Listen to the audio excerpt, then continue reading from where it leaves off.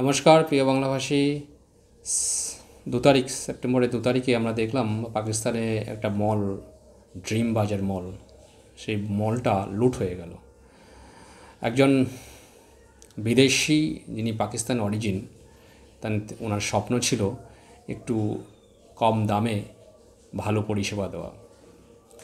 উনি একটা করাচি, যেটা পাকিস্তান বলে যে ওদের মুম্বাই, মানে সবটাই তো নকল, কারণ পাকিস্তান তো ইন্ডিয়া থেকেই ভাগ হয়েছে, ইন্ডিয়ারই ছেলে, কিন্তু সেটা ভাবে না বা সেটা মনেও করে না। ওরা ভাবে যে আমরা একটা স্বতন্ত্র দেশ।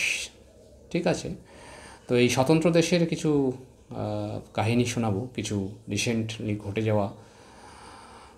যেমন হচ্ছে ড্রিম বাজার মল, একটা মল তৈরি করেছিল একজন বিদেশি পাকিস্তানি, এবং তিনি সারা বছরের জন্য কিন্তু একটা ডিসকাউন্ট দিয়েছিলেন যে আমার এই মলে যারা আসবেন তারা সস্তায় মাল পাবেন। তো এই যে ডিসকাউন্টটা দিয়েছিলেন, এই ডিসকাউন্টটা দেওয়ার খবর শুনে, পাকিস্তান তো এমনিই দেউলিয়া, তো পাকিস্তানের মানুষজন তো 10% ইনফ্লেশনের মধ্যে এমনভাবে আছে, তারা তো বিশ্বাসই করতে পারছে না যে ডিসকাউন্ট কেন দেবে। তো পুরো লাখের উপরে লোক সেখানে জড়ো হয়, এবং ওরা এই কারণেই জড়ো হয়েছিল যে প্রথম দিনই হয়তো সব মাল শেষ হয়ে যাবে, এবং সেই কারণে প্রথম দিনই সব নিয়ে নিতে হবে বা কিনে নিতে হবে, সেই কারণেই জড়ো হয়েছিল। এবং সেখানে দেখা যায় যে লোক এত হয়ে গেছে যে ওরা আর মানে সিকিউরিটি যারা ছিল মলের মধ্যে, তারা আর সামলাতে পারেনি, এবং যে যার মতো ঢুকে পড়ে, এবং মাল কেনা তো দূরের কথা, সব মাল লুট করে নিয়ে যায়। যেমন শেখ হাসিনার যে গণভবন লুট হয়েছিল, শেখ হাসিনার কাপড় থেকে যা কিছু পার্সোনাল যা কিছু চুরি হয়েছিল, সেম একটি। অ্যাকচুয়ালি পাকিস্তান তো পাকিস্তানি, মানে বাংলাদেশ তো পাকিস্তানি থেকেই তৈরি হওয়া, তো বাংলাদেশের মানে বিহেভিয়ার তো পাকিস্তানের মতোই হবে। তো এই একটা ব্যাপার আমরা দেখেছি যে সৌদি আরবকে একটা বালুচিস্তানের একটা জায়গা আছে, যেখানে হচ্ছে রেকো ডিক মাইন বলে একটা জায়গা, যেখানে কপার এবং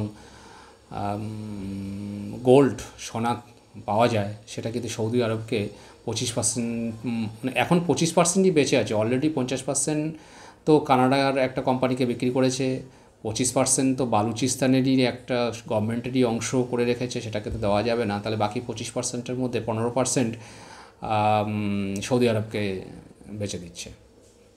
তো অলরেডি গওদার পোর্ট বেচে দিয়েছে চায়নাকে, সিপ্যাক করিডোরের জন্য। সিপ্যাক মানে হচ্ছে চায়না পাকিস্তান ইকোনমিক করিডোর, তো তার জন্য গওদার পোর্ট অলরেডি 60% বিক্রি করেছে। তো আমরা দেখছি যে পাকিস্তান কিন্তু আস্তে আস্তে তার নিজস্ব যে অ্যাসেট বিদেশিকে বিক্রি করছে, এবং হয়তোবা পাকিস্তানটাই বিক্রি হয়ে যাবে।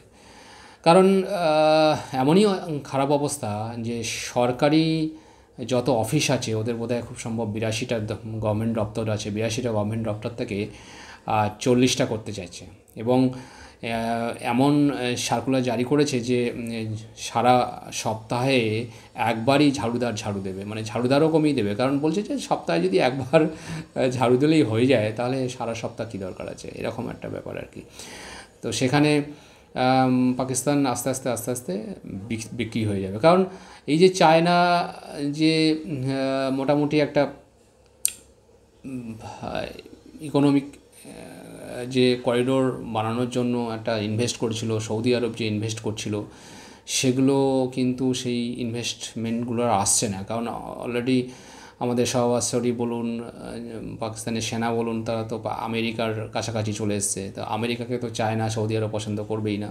তো সেই কারণে কোনো অর্থ কিন্তু পাকিস্তানে আসছে না। নিজস্ব যে মান্থলি যে $22.8 বিলিয়ন যে তাকে আসতো, মানে কর্জা হিসাবে, সেটা $10 বিলিয়ন এসে গেছে। তাদের $4.53 বিলিয়ন হচ্ছে প্রতি মাসে ঋণ শোধ করতে হয়, মানে ইএমআই শোধ করতে হয়। এখন তো গত মাসে জুলাই মাসে অনলি 200 মিলিয়ন, মানে $0.2 বিলিয়ন ঋণ শোধ করেছে। এরকমই একটা অবস্থা।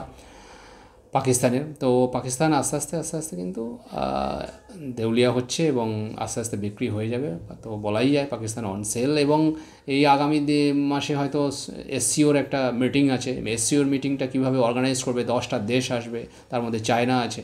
তো 10টা দেশ আসবে, তাদের সিকিউরিটি আছে, তাদের থাকার ব্যবস্থা করতে হবে, ভালো ভালো পরিবহন যে ব্যাপারগুলো আছে, ট্রান্সপোর্টের যে ব্যাপারগুলো আছে, সেই খরচাগুলো আছে, সেই খরচাগুলো কীভাবে করবে এখন সেটাই হচ্ছে ব্যাপার। কারণ আলফাবেটিক্যালি বাই ডিফল্ট পাকিস্তানের হোস্টের এবারের সময় এসে গেছে এবং এসসিওর মিটিংটা পাকিস্তানেই হবে। আমাদের মোদিকে তো ইনভাইট করেছে, তো মোদি জানি না হয়তো নাও যেতে পারে, অনলাইনে হয়তো মিটিং কমপ্লিট করবে। কারণ এরকম একটা দেশে, একটা ভুকমরির দেশে একটা না সিকিউরিটি আছে, না আর সেনা কন্ট্রোল দেশ, সেখানে কোনো দেশই আমার মনে হয় না কীভাবে কি আসবে, কীভাবে তারা সিকিউরিটি পাবে জানা নেই।